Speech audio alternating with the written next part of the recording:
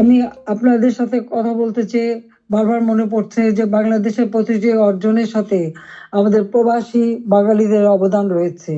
সে আগরতলা ষড়যন্ত্র মামলা থেকে জাতির পিতাকে মুক্ত করা থেকে শুরু করে আমাদের মহান মুক্তিযুদ্ধে, এবং সেই 2007 সালে যখন আমাকে দেশে ফিরতে বাধা দিয়েছিল তখনকার সরকার, সে সময়ও আপনাদের সকলের সহযোগিতা পেয়েছি।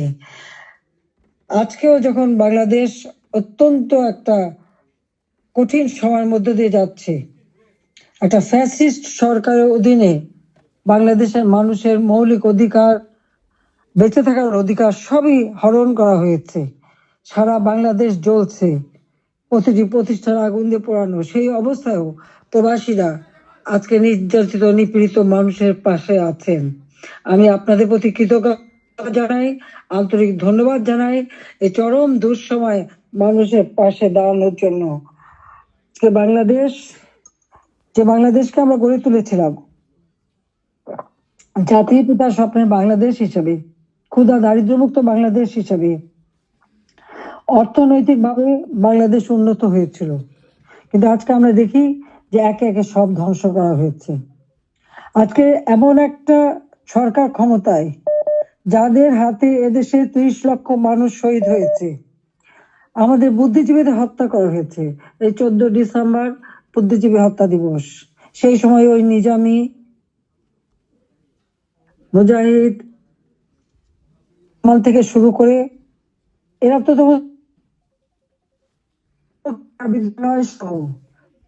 বিশ্ববিদ্যালয় থেকে শিক্ষক, ইঞ্জিনিয়ার, ডাক্তার সকল বুদ্ধিজীবীদেরকে তুলে নিয়ে যে নির্মমভাবে হত্যা করা হয়। বাংলাদেশকে মেধাশূন্য করার একটা চেষ্টা করা হয়েছিল সেই সময়। একদিকে পাকিস্তানি হানাদার বাহিনী, তাদের গণহত্যা, আর সেই সাথে সাথে এই আলবদর রাজাকার আল শামস বাহিনী বানিয়ে আমাদের একদিকে গণহত্যা, পাকিস্তানি হানাদার বাহিনীকে সহযোগিতা করা, অপরদিকে বুদ্ধিজীবীদের হত্যা করেছিল। যারা সেই ডিসেম্বর মাসের 14 তারিখ মানে 10 তারিখ থেকে 14 তারিখ পর্যন্ত কয়েক শত বুদ্ধিজীবীকে নির্মম ভাবে হত্যা করে। আমি তাদেরও আত্মার শান্তি কামনা করি, মাগফিরাত কামনা করি। আমরা আওয়ামী লীগ 75 সালের পর 21 বছর পরে আমরা সরকার গঠন করি, জনগণের সেবা করি। 2008-এর নির্বাচনে আমরা জয়ী হই। সেই নির্বাচনে আওয়ামী লীগ এককভাবে 233টা সিট পায়, আর বিএনপি পেয়েছিল মাত্র 30টা সিট।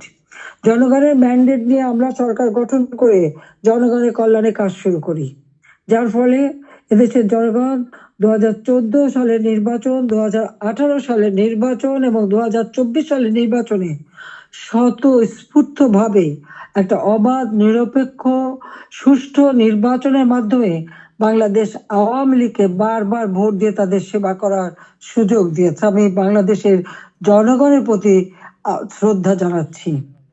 দুর্ভাগ্যের বিষয় হলো 2024-এ সরকার গঠন করার পর আমরা যখন দেশকে এগিয়ে নিয়ে যাচ্ছি, এই বাংলাদেশকে একটা যুদ্ধ বিধ্বস্ত বাংলাদেশ গড়ে তুলে জাতির পিতা বঙ্গবন্ধু শেখ মুজিব উন্নয়ন একটা স্বল্পোন্নত দেশ হিসেবে প্রতিষ্ঠা করে দিয়েছিলেন, যেটা আন্তর্জাতিকভাবে স্বীকৃত, জাতিসংঘ কর্তৃক স্বীকৃত ছিল।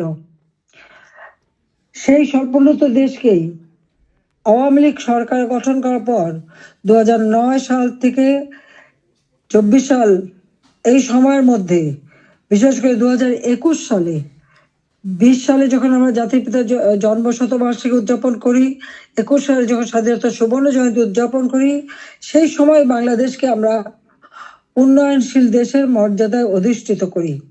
অর্থাৎ যেখানে বাংলাদেশ যেখানে জাতির পিতা বাংলাদেশকে রেখে গিয়েছিলেন, সেই জায়গা থেকে আমরা জাতির পিতার আদর্শ ধারণ করে তার পদাঙ্ক অনুসরণ করে বাংলাদেশকে আমরা উন্নয়নশীল দেশের মর্যাদা এনে দিই, জনগণের মৌলিক চাহিদা পূরণ করি, দারিদ্রের হার 41 ভাগ থেকে 18.7 ভাগে নামিয়ে আনি, হত দরিদ্র যা 25.1 ভাগ ছিল সেটা আমরা 5.6 ভাগে নামিয়ে আনি। আমাদের লক্ষ্য ছিল বাংলাদেশ সম্পূর্ণভাবে অতি দারিদ্র্যমুক্ত হবে। আর সেই লক্ষ্য নিয়ে ব্যাপক কর্মসূচি বাস্তবায়ন করি।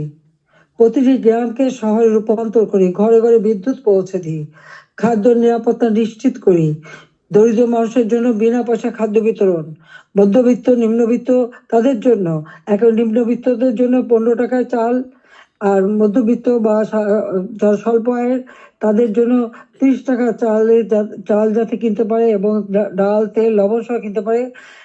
1 কোটি পারিবারিক কার্ড আমরা তৈরি করে দিই টিসিবির মাধ্যমে, যাতে যারা ফিক্সড ইনকাম গ্রুপ সীমিত আয়ের মধ্যে দিয়ে চলতে হয় তাদের জন্য এই দ্রব্যমূল্যের উচ্চ মূল্যে তারা যেন কোনো মতে কষ্ট না পায়।